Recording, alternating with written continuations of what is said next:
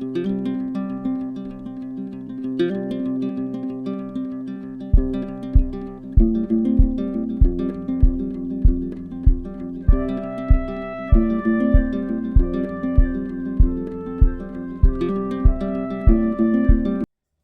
başlarken yine katanyanın ipini kullanıyorum. 3 milimetre tığ ile öreceğim. Hemen tığıma başlangıç ilmeğini atıyorum.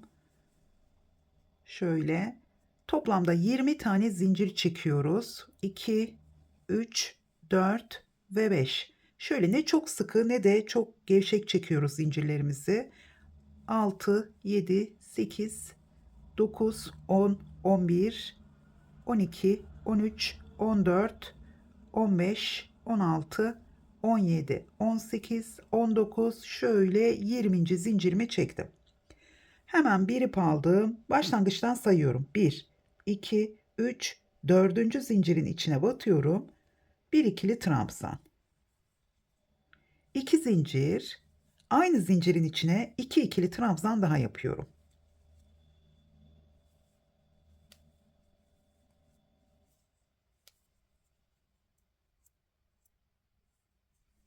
Şimdi 1, 2, 3, 4 tane zincir çektim. Hemen alttan sayıyorum. 1, 2, 3, 4, 5, 6. zincirin içine bir sık iğne.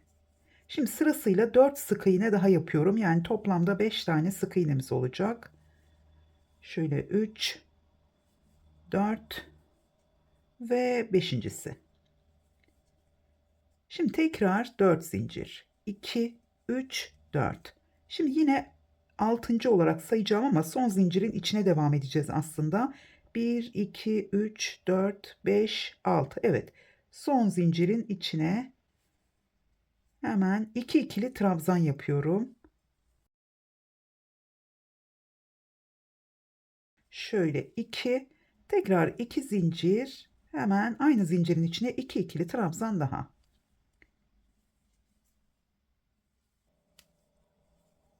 Evet, şöyle son trabzanımı yaptım. Tekrar 1, 2, 3 zincirle ikinci sıraya devam ediyoruz. Şöyle hemen göstereceğim ilk sıramızı. Başlangıçta 4. zincirin içine ilk trabzanı yaptık. Burada zincirle beraber yine 2 tane trabzanımız oldu. 2 zincir, tekrar aynı zincire 2 ikili trabzan daha yaptım.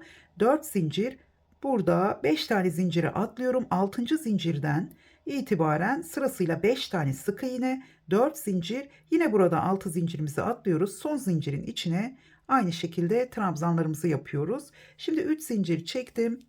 İkinci sıraya devam ediyoruz. Hemen 2 zincir boşluğuna 2 ikili trabzan, 2 zincir, tekrar 2 trabzan. Şimdi başlangıçtan sona kadar kenarlar hep aynı şekilde ilerleyecek. Tekrar 4 zincir, 3 ve 4.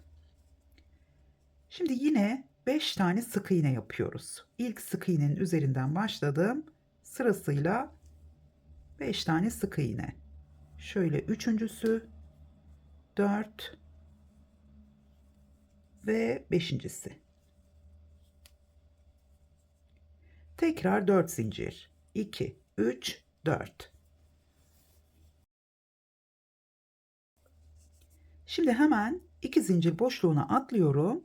Buraya yine aynı şekilde devam ediyoruz. Artık burada her seferinde 2 trabzan, 2 zincir, 2 trabzan, bu şekilde söylemesem de kenarlar hep aynı şekilde ilerliyor. Ve 3 zincirle yeni sıraya başlıyoruz.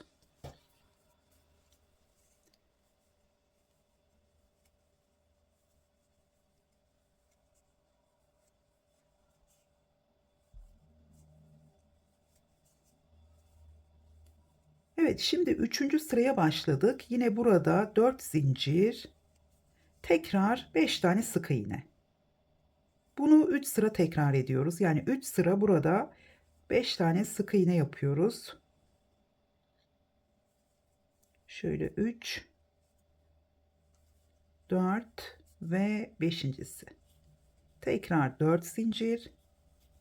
Hemen kenarlarla devam ediyoruz.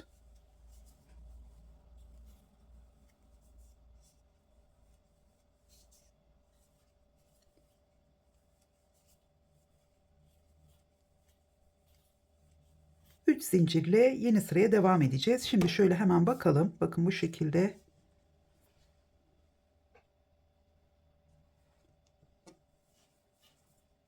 Şimdi buradan terse döndüm. Tekrar trabzanlarımızı yapalım burada.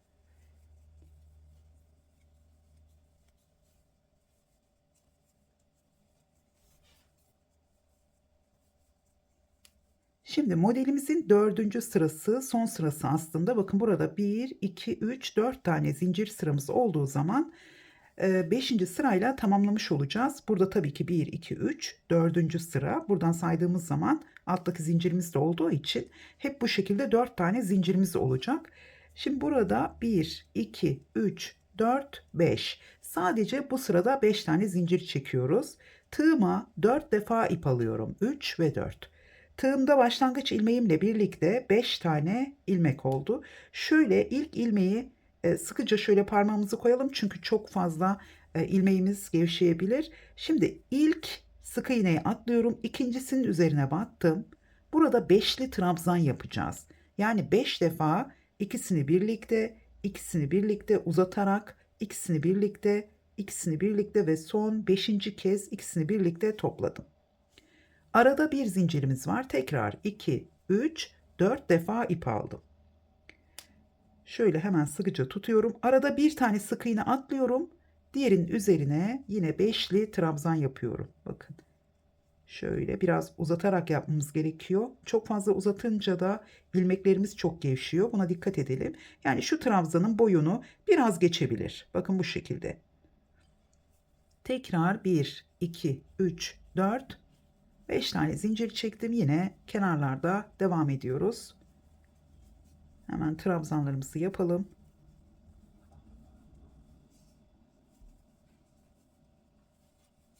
Şimdi birinci modeli tamamlamış olduk. İkinci modele de birlikte devam edeceğiz. Şöyle 3 zincir çektim. Şimdi modelimizin ilk sırasıyla tekrar başlıyoruz. Modelimizi bitirmiş olduk burada. Hemen kenar trabzanlarını yapalım.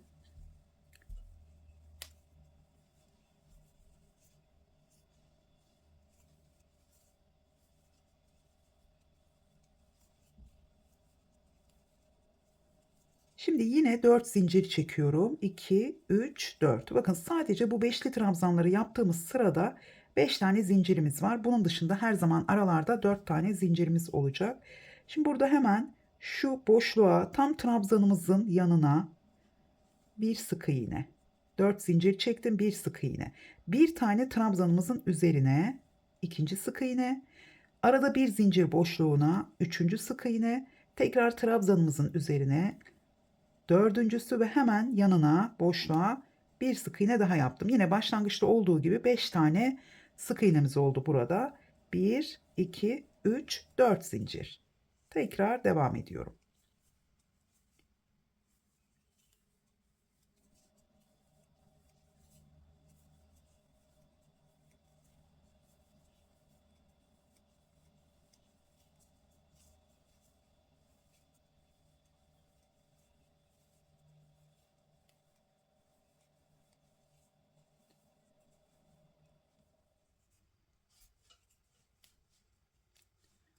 Evet, şöyle son trabzanımı yaptım. Şimdi tekrar 4 zincir. 3 ve 4. Hemen sık iğnelerin üzerine yine 5 tane sık iğne yapalım.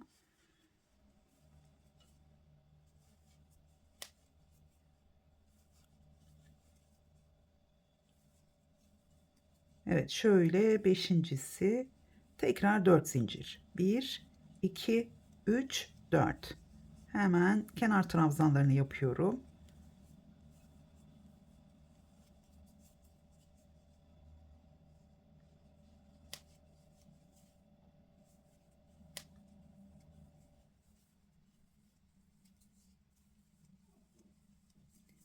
Üç zincir çektim. Tekrar yeni sıraya başlıyoruz.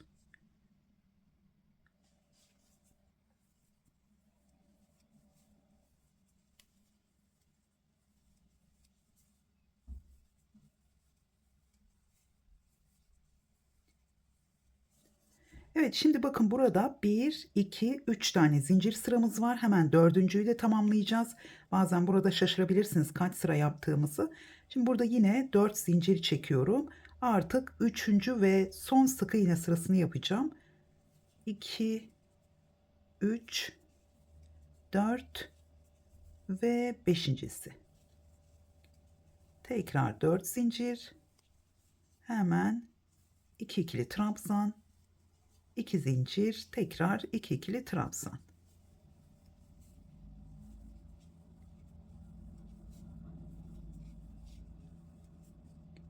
Evet, 3 zincirle yeni sıraya başlıyoruz. Hemen şöyle döndüm. Yine kenar trabzanlarını yapacağım.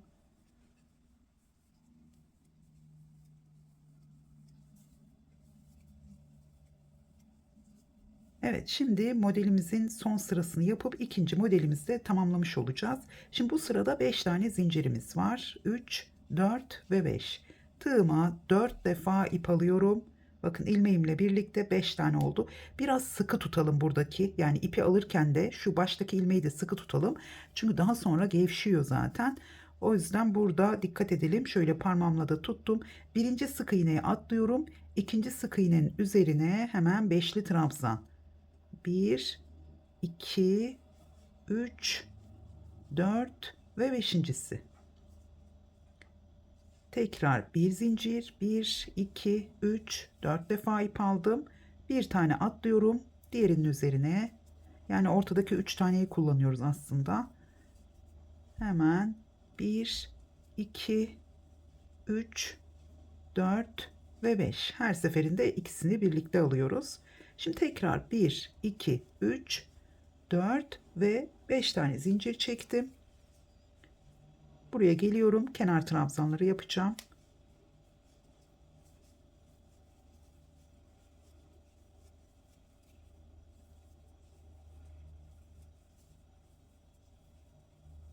Tekrar 3 zincir. Hemen döndüm.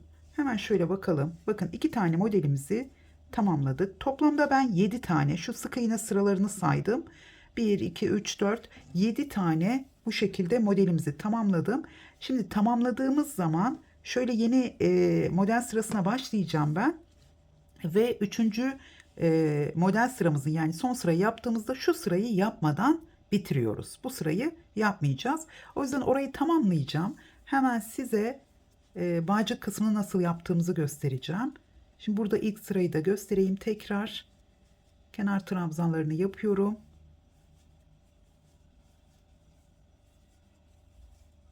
Evet, şimdi 4 zincir, 2, 3, 4. Şimdi burada hemen şu trabzanın dibine, zincirin içine de aslında yapabilirsiniz. Bir sık iğne. Hemen trabzanın üzerine 2, bir zincir boşluğuna 3, tekrar trabzanın üzerine 4 ve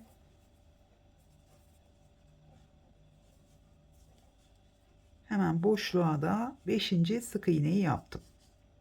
Tekrar 1, 2, 3, 4 zincir, kenar trabzanları. Şimdi 2 sıra daha örüp tekrar geliyorum.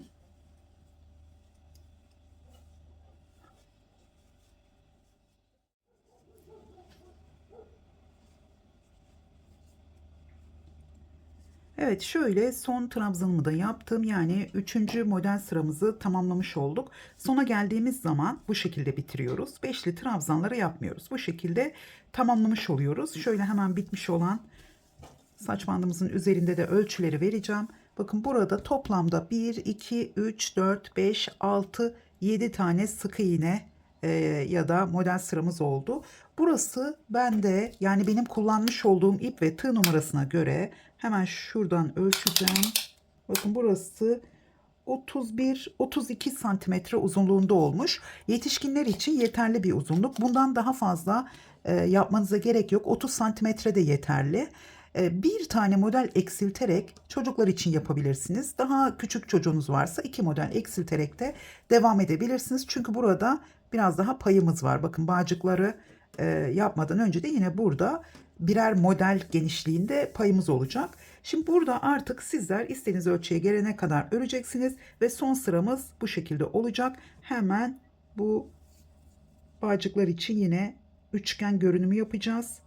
Hemen sonda trabzanımı yaptıktan sonra şöyle bir zincir çektim ve terse döndüm. İkinci trabzanın üzerine kaydırmayla geliyorum. Hemen boşluğun içine de bir kaydırma tığımdaki ilmekten. Şimdi bir, iki zincir çektim. Üçüncü zinciri biraz gevşek bırakalım. Hemen yanına bir ikili trabzan yaptım. Köşenin içine iki tane trabzan yaptık. Şimdi sırasıyla yine iki ikili trabzan. Şöyle ikincisi. Başlangıçta 4 tane trabzanımız var. Bu şekilde. Şimdi 1, 2, 3 zincir çektim. Bir ip aldım. Hemen burada devam ediyorum. İlk trabzanın üzerinden başlıyorum. Şöyle. İkincisi. Hemen 2 zincir boşluğuna da 2 trabzan. Evet, şimdi 1, 2, 3 zincir çektim. Şöyle 3. zincirimi biraz gevşek bıraktım. Hemen döndüm. Şimdi zincirimiz ilk trabzanın üzerinde, ikinci boşluktan devam ediyorum. Yarım ikili trabzan yapacağız. İlk iki ilmeği aldım, diğerini tığda bıraktım. Bir ip aldım, ikinci trabzanın üzerine battım. İlk iki ilmeği aldım, diğerini tığda bıraktım. Hepsini birlikte topladım. Şimdi ikincisi derken sıradakinin üzerine. Baştan saydığımız zaman üçüncü trabzanın üzerine. Yani şu ilkinden sonra yanındaki iki taneyi kesmiş olduk burada. Bir ip aldım. Şimdi sıradaki trabzanın üzerine bir trabzan. Şimdi zincirlerin olduğu yere burada terse döndüğüm için biraz da benim ipim katanyanın ipi olduğu için bakın zincirlerin içine batarsanız o şekilde de yapabilirsiniz ama benim tığım geçmiyor gerçekten. Buraya şöyle 3 kere de çıkarak yapıyorum. Neden? Gevşek olmaması gerekiyor. İlk ilmeği şöyle sıkıca ilmeğimi tığdan geçirdim. Sonra ikisini birlikte. Bu şekilde şöyle ilkini bakın sabitlemek için o şekilde yapıyorum. Uzatmak için değil. Ve üçüncüsü. Yani dilerseniz zincirin içine batarak yapın. Ben şu anda zincirin içine batamadım. Şöyle buradaki ilmekler gevşek olmasın. Tekrar sıradaki trabzanın üzerine bir trabzan yaptım. Bakın kenar trabzanımızla birlikte 3 tane kaldı. İkisini keseceğiz. Hemen ilk ikisini aldım, diğerini tığda bıraktım ve ikincisi. Şimdi 3 ilmeği birlikte topladım. Bir ip aldım.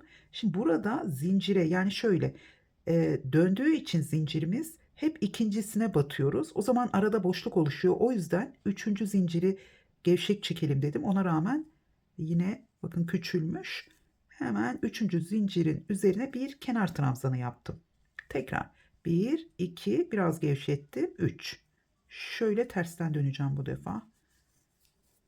Evet, şimdi yine aynı şekilde devam ediyoruz. Şu ilk trabzanı bırakıyorum.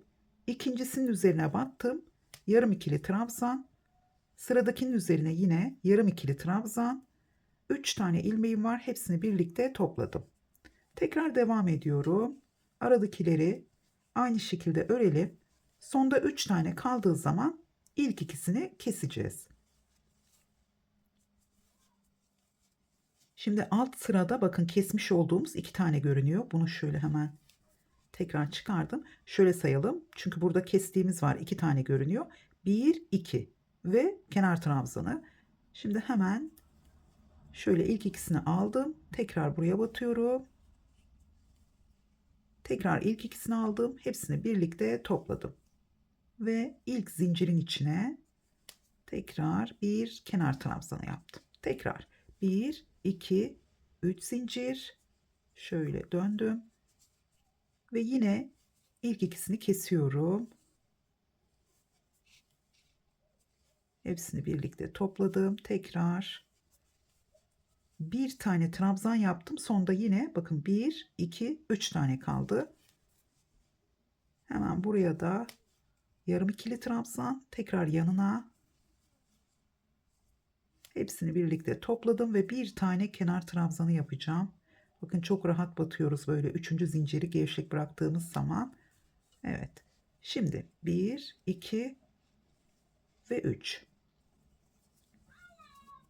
Şimdi bir kez daha keseceğim. Hemen yan yana iki taneyi Hepsini birlikte topladım. Bakın sonda bir tane bir de kenar trabzanımız kaldı. Dolayısıyla burada şöyle unuttum. Üçüncüsünü de, yani 3 tane yarım ikili trabzan yapıyorum. Ortada 3 tane kaldı. Kenarlarda da birer tane kenar trabzanımız var. Yani burada şu anda toplamda 3 tane olmuş oldu. Burada kesme yaptığımız için. Evet. Şimdi bu şekilde bitmiş oluyor. Şimdi burada bağcık çalışmasına başlarken 1, 2, 3 zincir çektim. Tekrar döndüm. Şimdi burada zaten kestiğimiz için burada hepsini birlikte bakın şöyle şu kenar trabzanının üzerine batacağım. Çünkü burada ortaya battığınız zaman biraz açıklık oluşabilir. Şu kenar trabzanının ilk zincirin içine battım.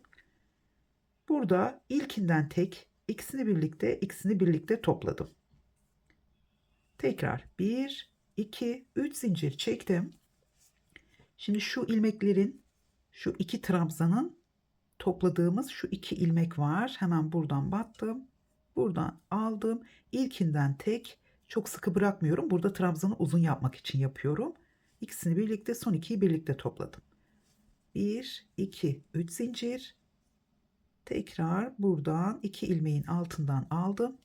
İlkinden tek, ikisini birlikte ve son ikiyi birlikte topladım. Biz bu son iki ilmeğin altından alıyoruz aslında. Bakın tekrar buradan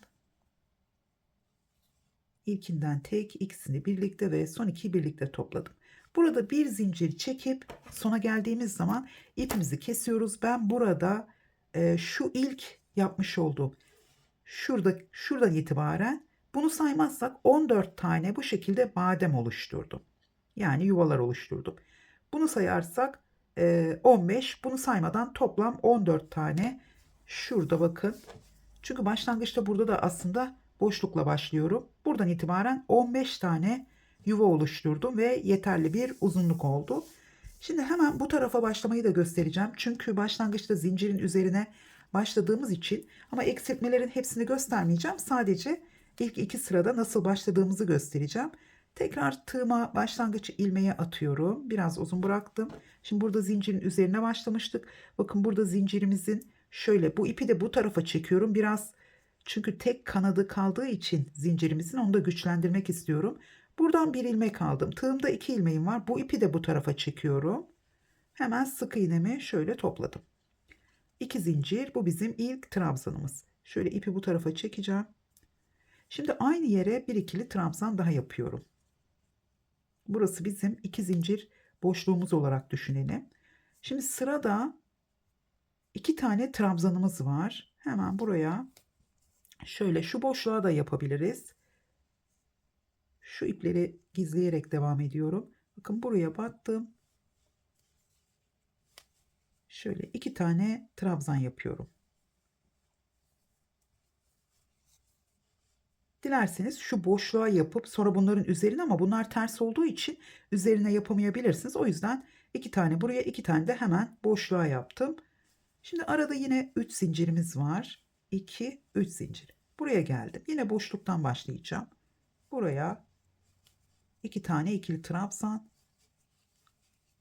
Tekrar şu zincir boşluğuna şöyle aradan alacağım. Çünkü daha sabit olabilmesi için, çünkü zincirimizin sadece orada bir ipi var. Buraya 2 ikili trabzan yaptım. Evet, yine 4 tane trabzan, arada 3 tane zincirimiz var. 1, 2, şöyle zincirimi gevşek bıraktım. 3 zincir çektim ve döndüm. Hemen sıradaki 2, başlangıcı her zaman bırakıyorum. Sıradaki ilk 2 tanesini keseceğim. Şöyle ikincisi. Şimdi üçüncüsünün üzerine bir ikili trabzan.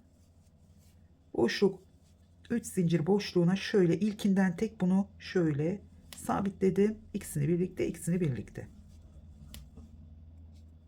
İkincisi ve üçüncüsü. Dediğim gibi zincirin içine yapabilirsiniz. Sabit durur. O zaman ikili trabzan olarak da yapabilirsiniz.